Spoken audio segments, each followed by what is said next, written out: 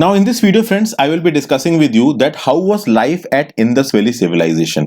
In the previous video, I've already told you about the important sites of Indus Valley Civilization, that what was actually the northern extremity, eastern extremity and the western extremity. The extent of Indus Valley Civilization I've already talked about. From this video, I will be talking about the administration of Indus Valley Civilization, religious life, social life, entertainment life, art, architecture, everything. Now see friends, Indus Valley Civilization was actually a very complex civilization. Okay, you can see there were streets, there was an elevated citadel, there was proper storage houses for granary, there was pottery, there were wheels, there was bullock carts, all of these things were there. Even there were proof of medical science progress. Now, this was such an amount of progress in the Indus Valley Civilization.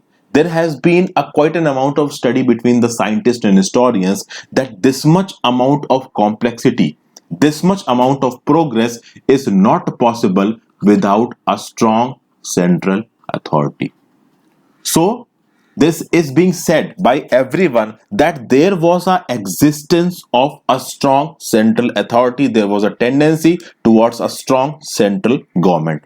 But the problem was that, friends, that we don't have proof of this strong central government.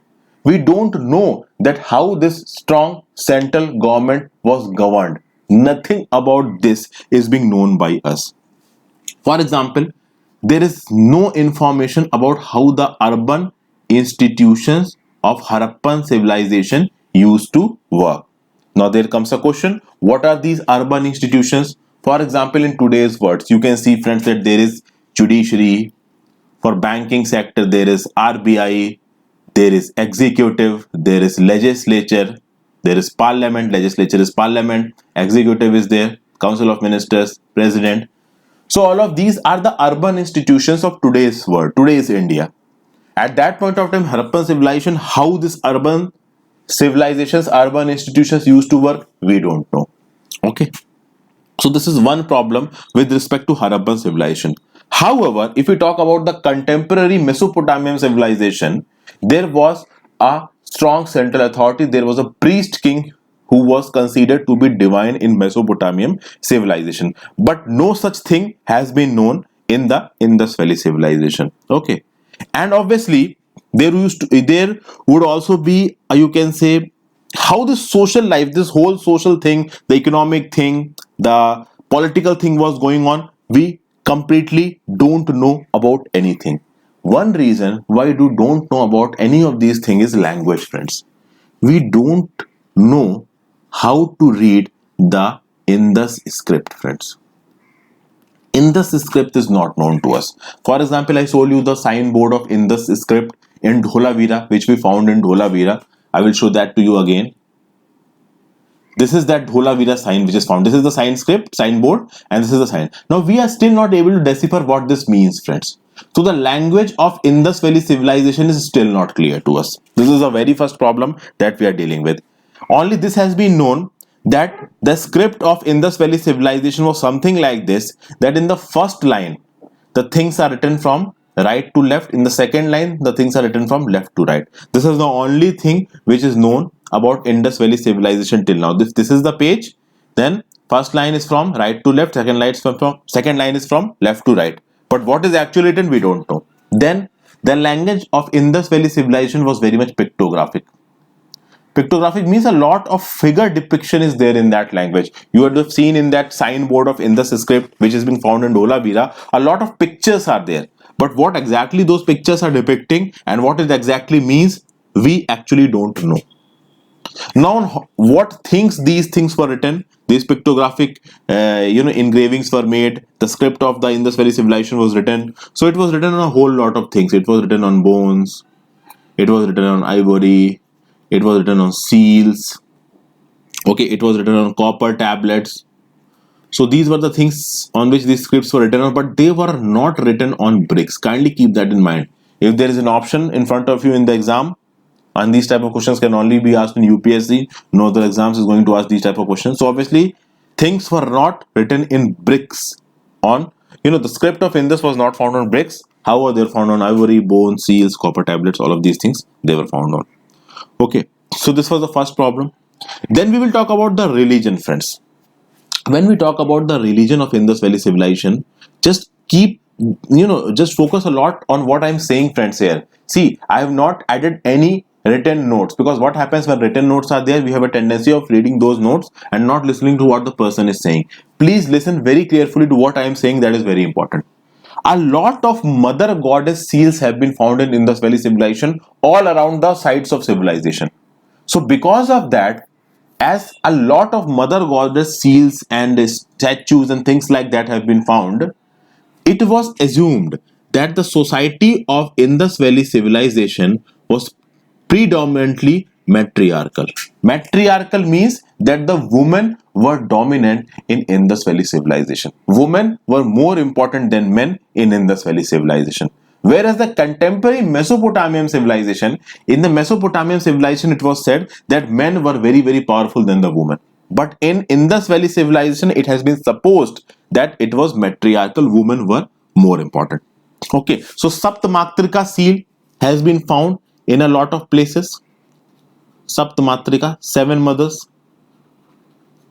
Then there is one more seal, unicorn of Proto Shiva, Pashupati seal. Pashupati seal you can say, or Proto Shiva you can say. So this Proto Shiva seal has been found in Indus Valley civilization. Have a look at this Proto Shiva seal. This is basically that Proto Shiva seal. Now here, friends, see this. These are the 4 animals which have been shown here, and there are 2 deers down here. So these 4 animals which are at the top, who they are? They are elephant, they are tiger, they are buffalo, and they are rhinoceros. Rhinos, okay. So they are rhinoceros, elephant, tiger, buffalo. Then below the basement there are 2 deers. So this is one important factor about this unicorn seal. Then you can see the horns are there on the top, and the deity is also wearing some bangles. Okay, so this is the important fact about this unicorn seal which has been found. So this is the only male deity unicorn seal that has been found in Indus Valley civilization. All of the other seals are related to the female deity. So on the basis of this, you can very well say that, friends, yes, male deity was one and there were many female deities. So obviously the society was matriarchal. Linga worship was present in Indus Valley civilization. A whole lot of worship of male and female sex organs was done. So actually they were very much active towards sexuality, we can say. And there was ling worship was there. And ling worship is even existing today, friends. We talk about God Shiv. So obviously we go to temples and we worship the Shiv ling. So basically this thing was also present in the Indus Valley civilization time. Then there is one more factor about this Indus Valley civilization is tree worship. Okay, these people used to worship the peepal tree because references to peepal tree have been found at many places. So peepal tree, you can say, was important at that point of time. It was supposed to be a sacred tree. Then humped bull was also supposed to be a venerated animal, humped bull. Then there is also evidences of snake worship. Snake worship was also there, friends. But one thing you should keep in mind, friends, that they were valuing peepal tree, they were valuing humped bull, they were valuing snake worship, and they were, there was a male deity seal, there was female goddess, mother goddess, but there were no temples, there were no special places of worship. Places of worship, temples, they are not found in Indus Valley civilization. Whereas we talk about the contemporary Mesopotamian civilization, their temples are found. But in Indus Valley civilization, places of worship and temples are not found. Okay. When we talk about art and architecture of Indus Valley civilization, so art was present, but architecture is not present. How you can say that art is present and architecture is not present? So art is present because, friends, you will see that a lot of arts and crafts were shown in the form of toys. Then terracotta figurines. So in terracotta figurines, a lot of ornamentation was there, friends. Then bangles were there, which the women used to wear. चूड़ियां जिसे बोलते हैं. Stone statues were there. Stone statues, metal statues. All of these things were there, friends. And a whole lot of ornamentation was also present in these things. Okay, on the seals you will see that a whole lot of engravings have been done by the people of Indus Valley Civilization. Okay, so you can see that in these things, yes, these people were ornamentic, they were doing a lot of ornamentation and things like this what they were doing. But when it comes to architecture, when you're going to see their homes, friends, when you're going to see their public buildings, now in their homes, in the public buildings, they didn't do any sort of ornamentation on the outside or inside. Even in pottery, the pottery these Indus Valley Civilization they used to make, they used to color that pottery from the outside with a black color or red color. So that type of ornamentation they were also doing on pottery. But when it came to the houses in which they live, when it came to the public buildings which they constructed for the administrative purposes, obviously there was no ornamentation in these things. It was completely for their utilization. That is, houses were there to live, public buildings and commercial buildings was there to do commerce, and there was no ornamentation on these institutions. So basically, in the terms of architecture, it seems that Indus Valley Civilization people were not interested. When it comes to architecture, the people of Indus Valley Civilization were not interested. But when it comes to art forms, on toys, on bangles, terracotta figurines, copper statues, metal statues, you can see a lot of art forms, ornamental forms are found. But in architecture, no ornamentation has been found. So this is one more important factor about Indus Valley Civilization. They were not very much sensitive to architecture, making architecture. They seemed not too much interested in doing architectural things. However, they were interesting in promoting their art on seals, figures, toys and things like that. Okay, then when we talk about the food of Indus Valley Civilization people, so they used to cultivate wheat, barley, rice, ragi. So all of these crops were cultivated. They also used to take non-veg food, but obviously, friends, this variety of barley, wheat, rice, ragi, they were actually quite different from what we are doing right now. Also, they domesticated animals. So because of the domestication of animals, they were also cattle herders. They used to do animal husbandry, and they used to depend a lot on milk products. Milk was consumed a lot in the Indus Valley Civilization, so they used to depend on milk products also, friends. And non-veg they used to take. Obviously, at that point of time, non-veg was a very common thing, friends. Then a figure of a bearded man has been found in Mohenjo-daro. I've shown this bearded man to you previously. I will show it once again to you. This is that figure of bearded man. Here you can see, friends, that this man is covered with a sort of clothing, and on this clothing the figures of these flowers are there. So obviously, if he's wearing a cloth, friends, obviously this process of sewing, sewing, that is cloth sewing, it was known to the people of Indus Valley Civilization. They know how to sew the cloths. Okay, so this is one more important achievement of the people of Indus Valley Civilization. The Indus Valley Civilization people knew about bronze mirrors. I'm going to write these things. Bronze mirrors. They used to know about ivory combs. They used to know about antimony rods. But they didn't knew about hair dyes. Hair dyes were not used by the people of Indus Valley Civilization. I'm not sure that how much important this thing is, friends, but yes, you understood what I'm trying to say. Then we talk about entertainment, friends. So entertainment, and for the entertainment of the small children, a lot of toys were there. Now, toys were in the form of bull, elephant, small bull, elephant, chariot. So all of these things were present for the entertainment of small children. Then actually, there is no clear-cut evidence of music. But friends, this dancing girl statue which has been found from Mohenjo-daro, this says that obviously there was some sort of social entertainment present in the civilization. And obviously, if dancing was there, then obviously there would be some kind of music also present. But clear evidence of music is not there. On the basis of dancing, it is supposed by some historians that yes, music would be present at that point of time. As far as science and technology is concerned, the Indus Valley Civilization people were very, you can say, advanced, because they had a good knowledge about the number system, how to use the numbers, how to multiply numbers, how to add numbers. They used to know about these things. Then they used to trade through Lothal, friends, and Lothal was a tidal port. So in order to operate this tidal port, you need to know about the pattern of tides when the water is coming in, when the water is coming out, because with the incoming of water you have to dock the ship when the level of the water is high. So obviously they knew complete information about tides, and they used to use these tides for trade with other civilization, especially the Mesopotamia. So they were very well aware about tides. Then they also made some progress in medical fields. For example, they knew about trephination. Now trephination is something, friends, which was very advanced according to their status. Today what is happening? A brain surgery is a big thing. Any surgery which is happening in your, you can say, in your head. What happened in this trephination process? In this trephination process, a burr hole was made in the skull. For example, in your head skull, a hole will be made, and then through that hole, migraine will be treated.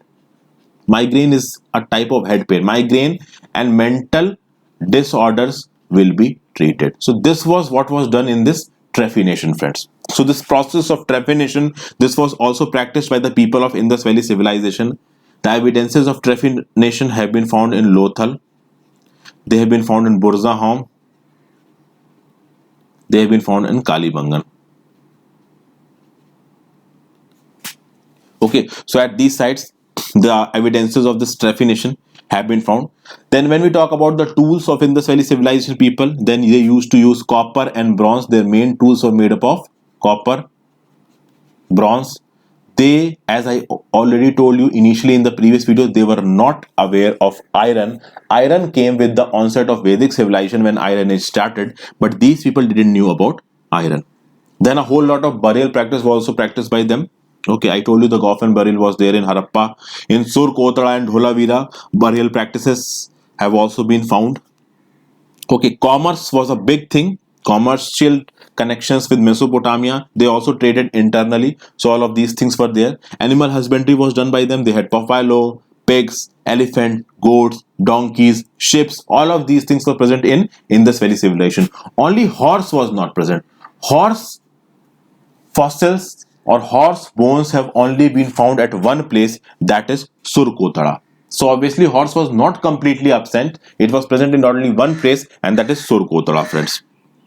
Okay, then we talk about agriculture. So agriculture, the irrigation process of agriculture was primarily through rain. It rained and irrigation was done, but there was some other sources also, but they were not in quite a, they were very limited. The other sources of irrigation were quite limited. Predominantly rain fed crops were grown. Wheat was grown, barley was grown, bajra was grown, millet was grown, rice was grown, lentil, mustard.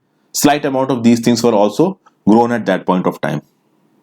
Okay, transportation, obviously the transportation was done through carts, chariots. See friends, what happened that when wheel was discovered, two things grew in a revolutionary manner. One was transportation and second was pottery. And transportation and pottery, both of these things were present in Indus Valley Civilization. Then we talk about the relation of Indus Valley Civilization with other civilizations. So obviously this Indus Valley Civilization was having relations with Mesopotamian civilization. The Indus Valley and Mesopotamia used to trade with each other. In the records of Mesopotamia, there is a name named as Meluha. There is also a novel named as Meluha. So in the Mesopotamian civilization records, there is a name named as Meluha, and this Meluha is referred to as Indus Valley Civilization or the area of India. So basically this Meluha means India. Okay, and we used to export to Meluha copper, gold, ivory, peacocks, whereas these Harappan people, the Indus Valley Civilization people, used to import from Meluha things like lapis lazuli, alabaster,